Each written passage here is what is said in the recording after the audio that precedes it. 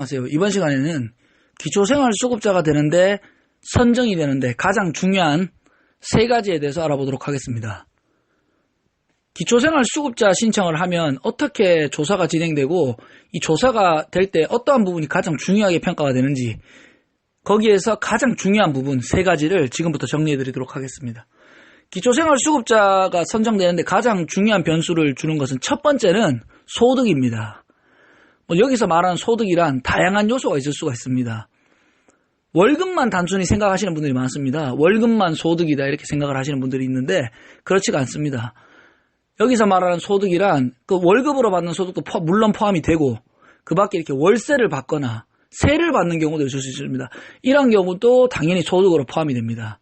그 밖에도 공적 이전 소득이라고 해서 연금, 이 연금 같은 것도 소득으로 포함이 됩니다. 여기서 말한 연금이란 국민연금, 공무원연금, 별정우체국연금, 군인연금 이런 것들이 다 포함이 될 수가 있습니다. 그리고 사적 이전 소득, 즉 개인이 혹은 가족, 친지들이 이렇게 도와주는 부분이 있을 수가 있습니다. 이러한 부분들도 소득으로 반영이 되고 있습니다. 그 밖에도 소득의 요소가 다양하게 있을 수 있습니다. 그래서 이 소득이란 범위가 굉장히 좀 넓다 이렇게 생각을 하시면 될 것 같고 재산 역시 마찬가지입니다. 이 재산도 다양하게 종류가 있을 수가 있습니다. 첫 번째 기본적으로는 우선 부동산이 있겠죠. 한국인들의 대부분이 이렇게 부동산에 자산이 가장 중요한 자산이 많은 경우가 많으니까요. 부동산을 제외하더라도 그 밖에도 재산이 이런 부분이 상당히 좀 생각했던 것 이외에 좀 있을 수가 있습니다. 예를 들어서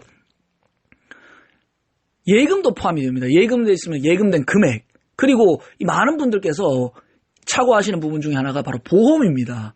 이 보험을 이 나이가 좀 있으신 분들, 어르신 분들이나 이러신 분들이라면 좀 상당히 많이 넣으신 경우가 있습니다. 기간도 길게, 20, 30년씩 이렇게 납입을 하신 경우가 있죠. 이런 것들도 다 재산에 포함이 됩니다. 그래서 이렇게 말씀하시는 분들이 있습니다. 그거 빼고 나면 재산이 없다고 말씀하시는 분들이 있는데 엄연히 보험을 그렇게 장기간 낸 것도 재산으로 반영이 돼서 환산이 될 수 있으니 참고를 하셔야 됩니다. 그 밖에도 자동차, 동산재산 이런 것들도 포함이 될 수 있습니다. 동산도 이렇게 100만 원 이상이 되는 것들은 이렇게 소득으로 환산이 되거나 그 밖에 조사 시에 이렇게 반영이 될 수가 있으니 염두를 해두셔야 됩니다. 이제 그 다음으로 중요한 것이 바로 부양가족입니다. 이 부양가족도 기초생활수급자 중 생계급여와 의료급여에 선정되는 데는 매우 중요한 요소가 되고 있습니다. 기초생활수급자라고 해서 모두가 부양가족을 보는 것은 아닙니다. 그래서 이 부양가족은 자신이 어떠한 급여를 신청하는지에 따라서 중요할 수도 있고 중요하지 않을 수도 있습니다. 쉽게 말해서 이렇게 나라에서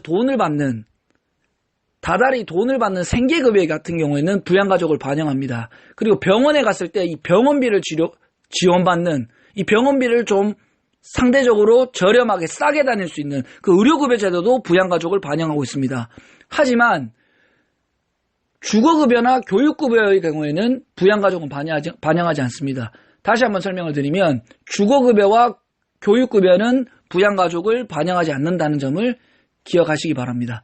그래서 이 부양가족 같은 경우에는 무조건 반영되는 것이 아니고 수급자에서도 생계급여와 의료급여를 신청할 때 반영이 되는 것이니 꼭 기억을 해두셔야 됩니다. 그 밖의 요소들도 있을 수가 있습니다. 중요한 부분들이 있을 수가 있는데 가장 기본적으로는 그 소득과 재산, 이 부양가족, 이 세 가지가 수급자의 선정이 되는지 안 되는지에 가장 중요한 요소로 적용이 되니 참고를 하시기 바랍니다. 이 자세한 상담은 주소지구 하나 읍면동 주민센터에 가셔서 방문하셔서 상담을 받아보시고 좋아요와 구독, 알림 버튼 눌러주시면 감사하겠습니다. 고맙습니다.